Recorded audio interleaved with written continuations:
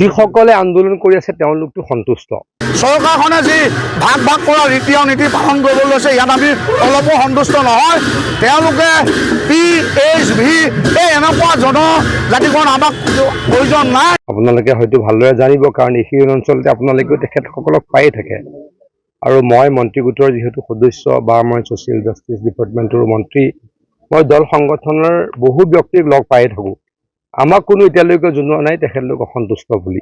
25 তাৰিখে বিধানসভাত 6 জনগোষ্ঠীৰ যিখন প্ৰতিবেদন, এই প্ৰতিবেদনখন উত্থাপন হ'ব। তাৰ পাছৰ পৰ্যায়ত 27 তাৰিখলৈ নিয়া হ'ল, 27 তাৰিখৰ পৰা 29 তাৰিখলৈ নিয়া হ'ল, আৰু 29 তাৰিখৰ একেবাৰে শেষৰ সময়খিনিত এই বিলখনৰ কথা উত্থাপন হ'ল। আৰু যি ধৰণে উত্থাপন কৰা হৈছে তাক লৈ আমি একেবাৰে সন্তুষ্ট নহয়।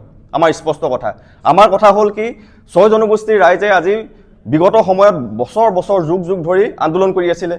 তাৰ ফলত জনজাতিকৰণৰ যিখন বিল, যিখন মানে প্ৰতিবেদনখন যি ধৰণে মাননীয় মুখ্যমন্ত্ৰীয়ে উত্থাপন কৰিব লাগিছিলে, সেই উত্থাপন কৰা ব্যৱস্থাটো আমি একেবাৰে সন্তুষ্ট নহয়।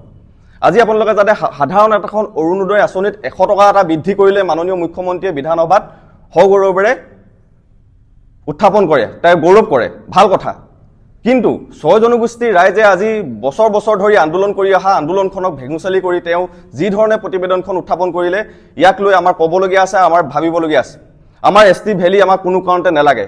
আজি অবিভক্ত গোৱালপাৰা কোচ ৰাজবংশীসকলৰ ক্ষেত্ৰত এটা মৰ্যাদা দিয়া হৈছে, আৰু অবিভক্ত গোৱালপাৰা বাহিৰৰসকলক ST V এটা নতুন মৰ্যাদা দিয়া হৈছে। তাক লৈ আমাৰ ক'বলগীয়া আছে, আমাৰ চৰকাৰৰ প্ৰতি দাবী আছে।